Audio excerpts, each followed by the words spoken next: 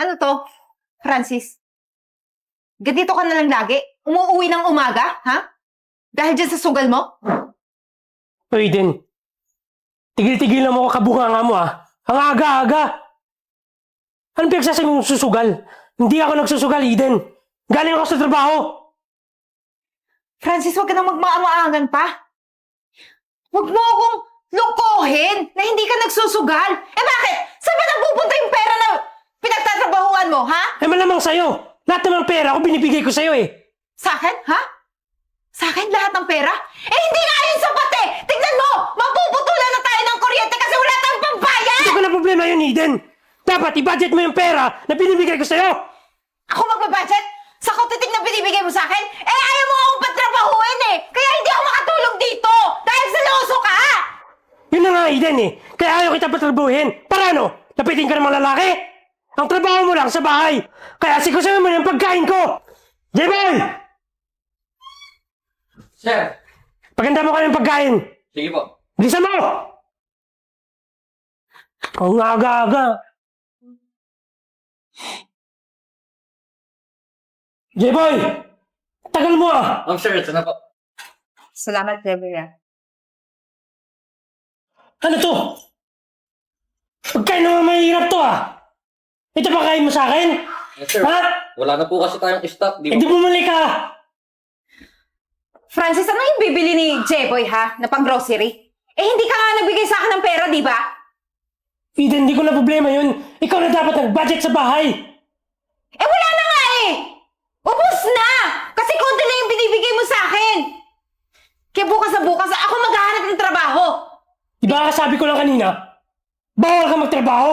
Ako ang dapat nagtatrabaho! Eh wala na tayong ibang mapagkukunan eh! Sige, ako na! Ako na ang hanap ng paraan!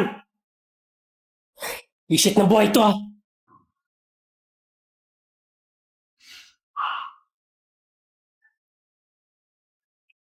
Ma'am, grabe talaga si sir, no? Eh, masarap naman tong ulam na to. Ba't ayaw niya? Masyadong maselan. Pero ma'am, excuse me lang may kukunin lang ako. Sige, J-Boy.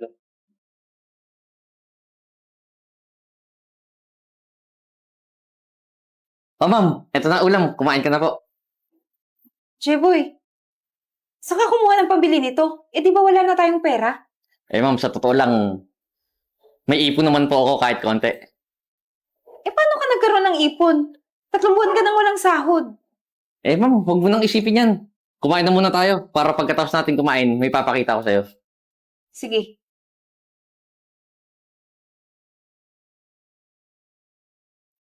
Upo ka muna. Salamat, J-Boy ah. Ma'am. Huwag mong iisiping bakla ako pero... J-Boy, eh paano naman di ako mag-iisip kung bakla ka? Eh kung hindi ka bakla, may dinadala kang babae dito. Ang dami-daming damit na pambabae, oh. Grabe naman, ma'am. Saan yan galing? Ma'am, ito lang kasi yung madaling ibenta. Ma'am, sa totoo lang, simula kasi nung nalulong si Sir sa sugal, sinimulan ko na mag-online selling eh. Kasi, ma'am, di ba, 3 buwan na rin ako hindi pinapasahod. Kaya naisip ko na lang mag-online selling. Eh, ma'am, nagsimula lang naman ako sa pakonti-konti hanggang sa napaikot ko. Ma'am, sa totoo lang, matagal ko nang gustong umalis. Nakapagpundar na rin ako ng butik eh. At kumikita yun ng kalating milyon kada buwan. Ang galing mo naman, J-Boy. Eh, ma'am, kaya lang naman ako di makaalis dito. Kasi may gusto sana akong i-offer sa yung trabaho. Baka gusto mo lang. Para makaalis ka na sa buwis mong asawa. Gusto ko na nga rin. Francis, Ano to, Eden? Ba't nandito ka sa kwarto niya? Tsaka ano yan? Ha? Parinda mo? Hoy, J-Boy. Ba't nagdala ka ng basura dito? Ang trabaho mo rito, kasang bahay. Hindi ka nagtitinda dito. eh bakit? Hindi naman masama yung ginagawa ni J-Boy, di ba? Ikaw nga eh, kung saan mo winawaldas yung pera mo. Hoy, Eden, tigilan mo ko Wala ka nang pakialam kung saan ko gagamitin yung pera ko. Ano yan? Pera? Ay na! Akin na sabi. Total, wala naman kayong nambag sa bahay ko.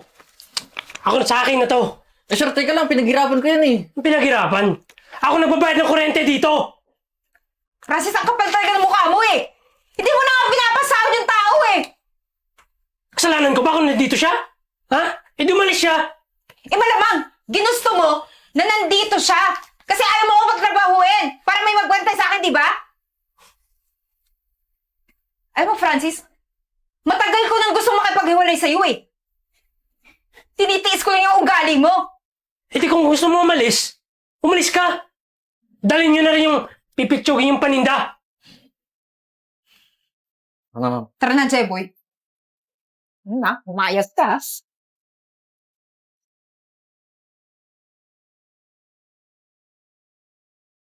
Oh, Enzo, mukhang masaya ka ngayon ah. Ma'am, good morning po. Ma'am, marami po kasing natutuwa sa atin ng mga customer tsaka yung mga stock natin, paubos na po eh. Nako, ayan, maganda kasi yung serbisyo nyo. Tsaka isa pa, tignan mo, lumalago na yung business ni Sir Jeboy. Eh, teka lang, nasa ba yung Sir Jeboy mo? May meeting pa kami. Ma'am, di ko po alam eh. Ay, na po pala ma'am. Hey, good morning. Good morning, Sir Jeboy. Good morning, Miss Marimar. Eden, alam mo ba? Mas lalong lumakas ang kita nito simula nung naging manager ka dito. Nako po, sir. Maraming salamat sa inyo kasi nagtiwala kayo sa akin. Ay nako, alam mo wala anuman yon. Kasi mula nung pumasok ka dito, mas lalong lumago yung business namin. Salamat po. Ay, saktong-sakto. May bagong dating tayo mga stock. Sir, tama yun sir, kasi yung mga display natin sir, kakaunti na lang po. Kaya nga, napansin ko, buti na lang, sakto yung dating. Pero teka lang, Miss Eden. Sir? Sama ka sa akin doon para ma-check mo. Sige po, punta tayong stock. O siya, sige sikasuhin ko muna yung customer natin na kasi may bago tayong kliyente. Oh, sige po. Nandiyan ka na. See you. Sige na.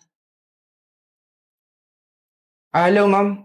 Opo ma'am, andito na po yung order niyo ma'am kasi meron na po kaming stock ngayon. Yes ma'am, papadeliver po namin ngayon. Okay po ma'am, salamat po. Pare, nandiyan ba si Eden? Teka lang po sino po ba kayo? Asawa niya ako. Bakit? May angal ka? Sir, teka lang po Matagal na po si Miss Eden dito, saka wala po kaming nababalitaan na may asawa po siya.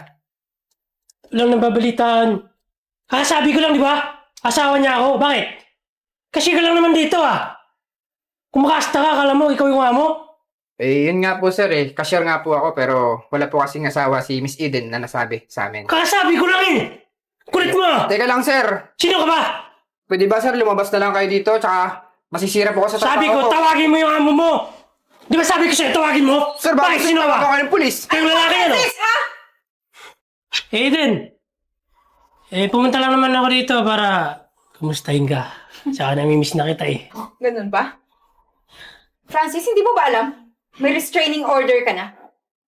At isa pa, anal na tayo. Ako ba, Eden, kung makasta ka, parang wala tayong pinagsamahan Kaya mas mabuti pa, peramin mo na ako ng pera.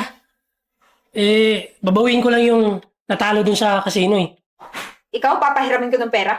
Ano pang babayad mo? Kung ako sa'yo, tigilan mo na yung bisyo mo. Eden, wala ka magtiwala sa akin. Babayaran naman kita pag nanalo ako.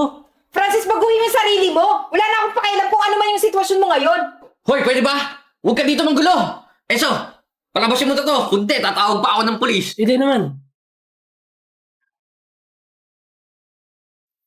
Naku sir, marami pong salamat ha. Kung di dahil sa inyo, baka natulad na ako sa sitwasyon niya ngayon. Huwag ka mag-alala. Hindi naman kita papabayaan Salamat ha. Pero sige na.